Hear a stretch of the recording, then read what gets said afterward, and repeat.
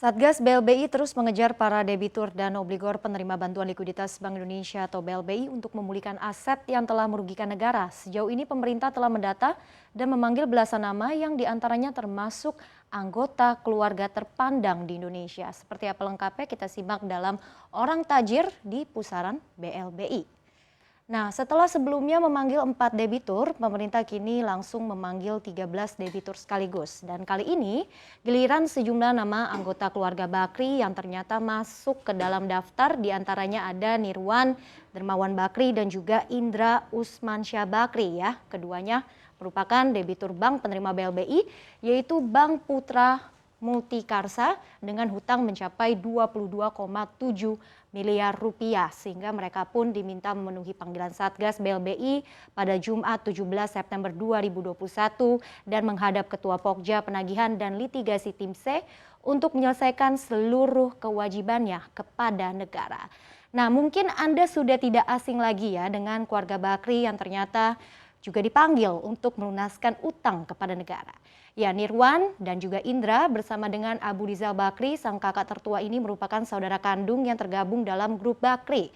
Grup Bakri kita tahu ini memiliki bisnis di hampir semua sektor penting perekonomian seperti pertambangan, kemudian juga ada energi, infrastruktur, jasa keuangan, kesehatan, telekomunikasi, media, perkebunan, hingga teknologi, di mana saat ini sejumlah perusahaan grup Bakri pun juga banyak yang tercatat di Bursa Efek Indonesia lewat kepemilikan saham, lewat perusahaan afiliasi, cangkang, hingga kepemilikan langsung generasi ketiganya. Kita akan lihat di slide berikutnya. Nah, Nirwan sendiri lebih banyak berada di belakang layar dan saat ini menjabat sebagai Ketua Pembina Yayasan Pendidikan Bakri, mengingat ketiga anaknya ini juga sudah menjabat posisi penting di grup Bumi ya, mulai dari jabatan Presiden Direktur hingga anggota komisaris. Sementara keluarganya Indra Bakri ini lebih fokus mengelola PT Energi Mega Persada atau ENRG yang bergerak dalam bidang eksplorasi dan juga perdagangan minyak dan gas bumi. Nah, berbicara soal kapitalisasi pasar, kedua perusahaan pertambangan milik grup Bakri ini masing-masing adalah sebesar 4,09 triliun rupiah untuk Bumi, lalu juga 8,46 triliun rupiah untuk BRMS. Di mana BRMS ini kita juga tahu ya, merupakan perusahaan yang dikendalikan oleh Bumi dengan kepemilikan saham di 6,68%. Sementara Bumi itu dikendalikan oleh Long Haul Holdings Ltd dengan kepemilikan langsung sebesar 4,14% saham. Kemudian kalau kita lihat kapitalisasi pasar energi ini juga tidak kalah, mencapai 2,9 triliun rupiah. Adapun Bakri Kalila Investment dan juga Bakri Capital Indonesia merupakan pengendali dengan kepemilikan saham masing-masing sebesar 57,22% dan juga 7,5%. Nah, sebetulnya kalau kita lihat lagi, ini bukan kali pertama juga nama anggota keluarga terpandang ini ditagih oleh pemerintah. Sebelumnya ada juga 3 anak mantan Presiden Soeharto yang jadi salah satu pihak yang diincar. Di antaranya ada Siti Hardianti Rukmana atau Tutut Soeharto, kemudian juga ada Tommy Soeharto, lalu juga ada Bambang Trihatmojo dengan hutang mencapai 3,79 triliun rupiah totalnya. Nah, kita lihat yang pertama, utang Tutut Soeharto. Ini berasal dari PT Citra Mataram Satria Marga yang mencapai 191,61 miliar rupiah dan ini belum pernah diangsur sama sekali. Kemudian utang dari PT Marga Nurindo Bakti ini senilai 471,47 miliar rupiah. Nah, utang ini katanya pernah diangsur sekitar 1,09 miliar rupiah.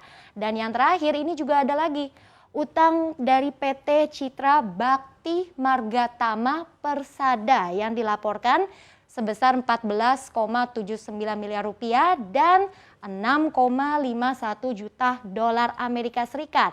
Nah, selain itu, kalau Bambang Tri ini juga tersangkut terkait dengan pinjaman negara penyelenggaraan SEA Games pada tahun 1997.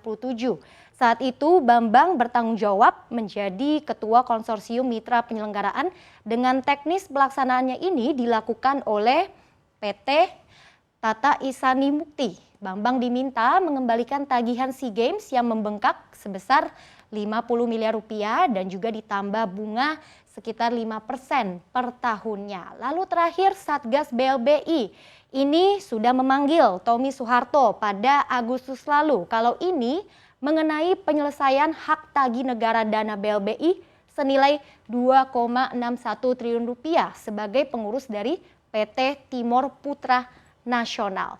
Nah, kalau kita bedah lagi, memang sampai saat ini pemerintah memang tengah berupaya menagih apa yang selama ini menjadi hak negara. Tapi fokus utama sekarang memang adalah menyelesaikan target pengemplang BLBI. Karena kan kita tahu kasus ini sudah berlangsung hingga puluhan tahun dengan total yang dikejar itu ada sebesar 110,45 triliun rupiah. Tentu ini nilai yang cukup fantastis dan bayangkan saja kasus ini sudah terjadi sejak krisis perbankan pada tahun 97 dan juga 98 dan sampai sekarang beban hutangnya dan juga bunganya ini masih harus ditanggung negara melalui Bank Indonesia. Maka itu Satgas BLBI semakin serius berburu utang 48 obligor sesuai perintah langsungnya Presiden Jokowi lewat Kepres nomor 6 tahun 2021 tentang Satgas Penanganan Hak Tagih Negara Dana BLBI, di mana Satgas ini diberi tenggat waktu alias deadline.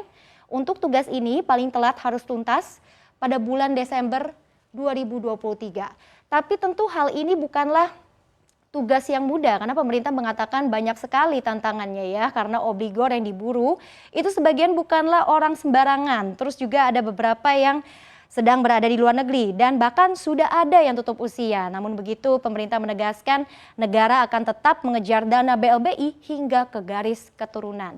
Nah, disinilah memang harapan besar masyarakat kini bergantung pada pemerintah ya, agar bisa segera menyelesaikan kasus BLBI ini. Jangan sampai beban ini lagi-lagi berlanjut terus dan semakin berdampak buruk pada keuangan negara di masa mendatang.